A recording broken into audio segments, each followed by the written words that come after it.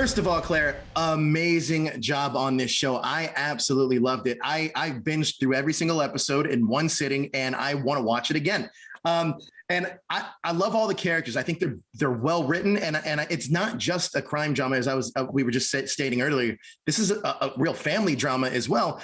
But can you talk to me a little bit about Amanda and her role in the family?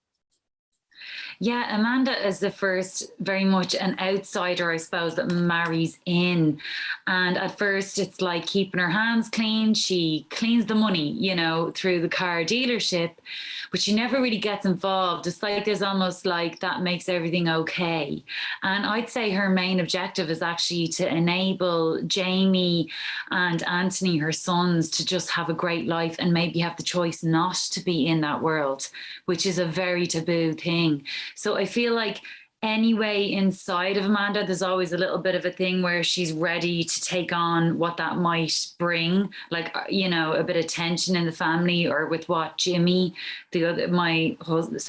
Amanda's husband wants. So I feel like there's always a little bit of tension there anyway, that she's not quite kin, she's not quite blood, and she maybe wants something different for the future generation.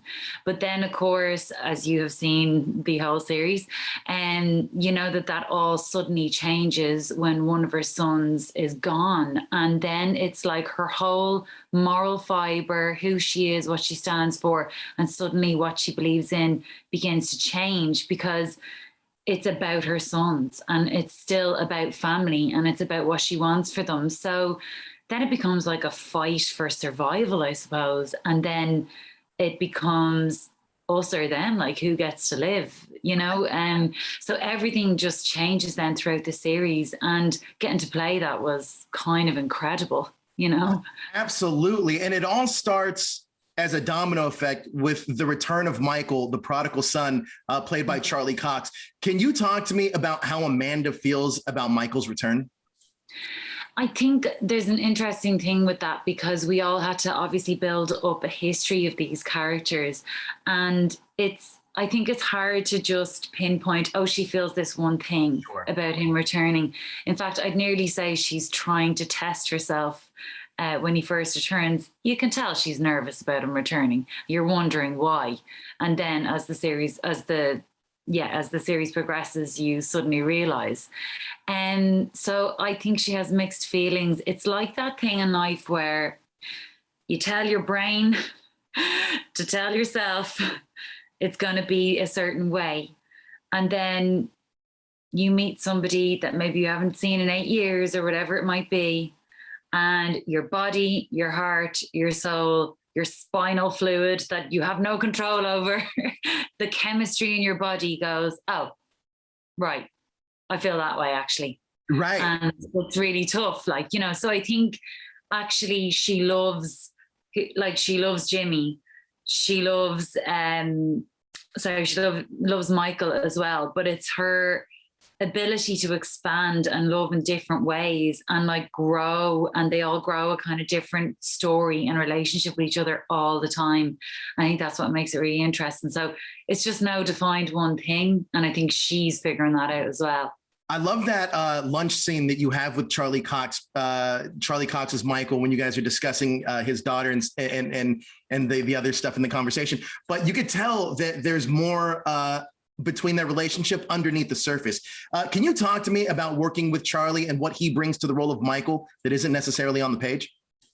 Yeah, I would say that, first of all, I think he brings a certain economy to it that's incredibly powerful, because it's very easy as an actor to come to a role where you have to arrive and sort of carry a lot of history and somehow convey that, to actually sort of overdo things or overplay. And I think, from what I remember, because I haven't watched the series yet, for me, I think Charlie was actually very, very deft and swift, and chose his moments of when to have, a sneaky smile or a thought or something with himself, but he doesn't show all his cards. I think it's his quietness and his stillness that serves that kind of history.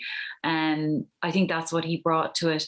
Also, I just think he was incredibly skilled with the accent, with him he was so authentic to this world that he wasn't born or grew up around, and a lot of us in the cast did. So for me, I found it fascinating to watch him just completely become embedded in it. And so I just think he brought something really, really special to it. And also, I just realized in reference to your earlier question, I just remembered the one thing between Amanda and Michael that you'll always see is that Amanda is the one person that is not afraid to confront Michael about the truth of things. And I think that's really interesting to watch. It's a strength in her, certainly, but it's kind of like what Michael hates and loves all at once with her, I think. Well, I think this is one of the things that the show does really well is it interweaves everybody's stories and interactions. Like even the stuff where Emmett and Charlie, when they're in scenes together, it's just, you could tell there's more there than what's being presented, which I absolutely love. So speaking of which, Peter McKenna, he's done a brilliant job of creating this world and crafting these scripts. Can you talk to me about working with him as a collaborator? Oh, Peter's just incredible. He basically got me to audition for Amanda first because I wasn't really well known. And then I just remember reading the scripts and going, okay, this writing, like, first of all, that was it. Like, I was hooked and I was going, this is deep. This is like really, really deep. Even just seemingly small interactions between characters was saying so much about history in them and what they're feeling. And it was just incredibly, I don't know, just detailed and also not Shakespearean, but like something was bigger behind it all, basically. But working with Peter was amazing because he would be on set writing and rewriting episodes on the set while we were there.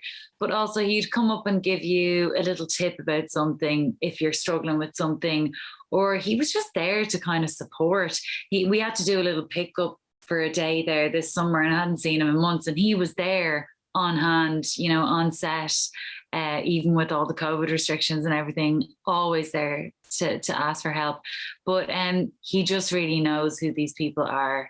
He knows who they are, you know, and so I could ask him anything.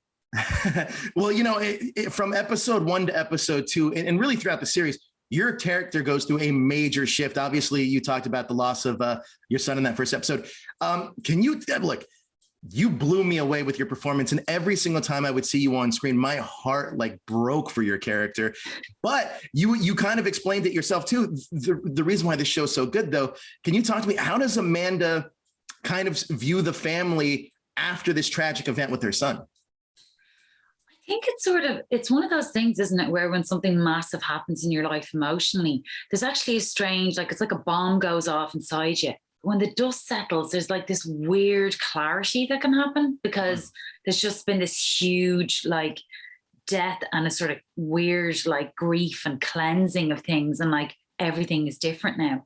So I think she suddenly sees the family as like vulnerable, actually, not so macho as they make out that they are, and maybe flawed in their approach because she's fresh eyes to this. So I think when she first is in a sort of family meeting or a strategic meeting and she just asks questions, it's like people are like, whoa, whoa, whoa, you know, but it's because she can just see it with a fresh pair of eyes and be like, well, why are you doing it that way? Like, surely if it's like this, you can just do this. And it's like taboo, taboo, taboo. But I think she just sees it like the way she's been watching the car dealership, or like how she watched something else. She's kind of like, okay, I see how this functions. I think we could clean up that a little bit. She is smart, you know? And so suddenly it's like her talent that never got to express itself is suddenly being tapped into because now everything's different. And she just suddenly sees the family as like, okay, hang on a second. I'm starting to see what the working parts are. I think we could do this a little bit differently. And so I'd say that's the kind of main thing. Also, I think she's not as afraid of them anymore. She's already had one of her worst fears happen, you know, literally. And she's like a little bit like, I'm not so afraid of you anymore, actually. And you can't just exclude me anymore from anything. I have lost my son because of you. So, you know, so I think there's a certain brashness and bravery that just starts to grow in her against them. But she also obviously knows the consequences of that. So she's, you know, she's straddling the lines of like, okay, have I gone too far there? But also I'm going to push the envelope, you know? Now, grief hits people in different ways, and we absolutely see that with Amanda and Jimmy. Can you talk to me about how their relationship is affected, as it would be, by the death of their son, and how both of them kind of handle it in different ways? Well, I suppose there's a thing of realizing that Jimmy was his father. Yeah. And I think she knows that and respects that. And you know, as she begins to realize what he actually knows, she kind of probably actually develops a bit more respect for him and respect for his grief.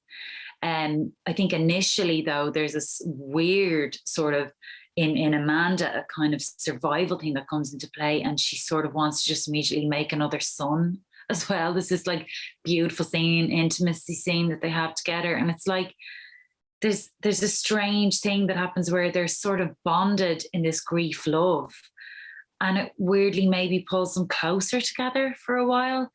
And I think it's all gray area, you know.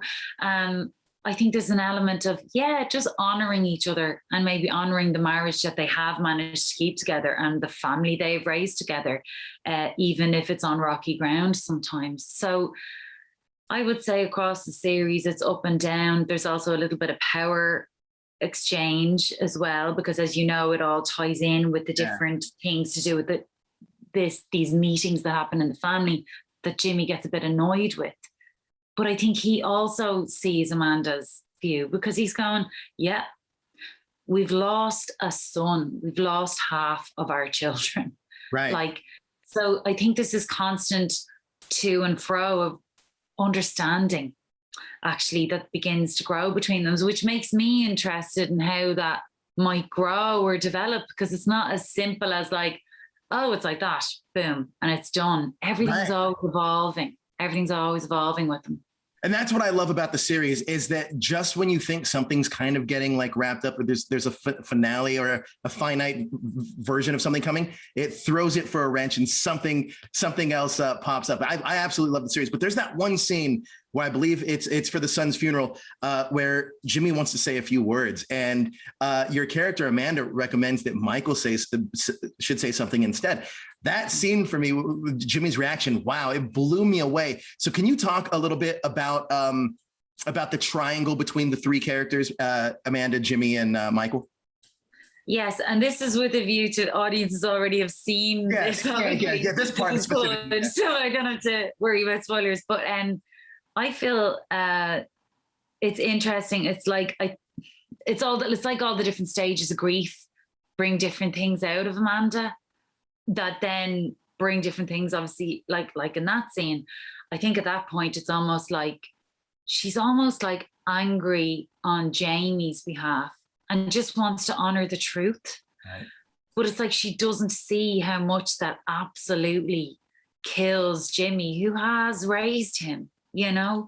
So like, I remember on the day of shooting that, I was very torn up a bit, like, Jesus, oh my God, how does she not realize? But actually, when you're inside of Amanda's path, and it's almost like she embraces every single human emotion to do with grief, right, as it comes, you know, because she goes from, you know, that moment of like, I just want to honor the truth for Jamie, to then organizing getting somebody killed for Jamie, which is a huge amount of revenge and anger and completely blind anger, and like, this is happening, to seeing the consequences of that on the news the next day or whatever, when I think it's the next day, when the person that they kill, you know, right, the fallout from that and his family. So she goes to extreme guilt and realizing what she's doing to another family, you see. So I feel like with Amanda, it's almost like one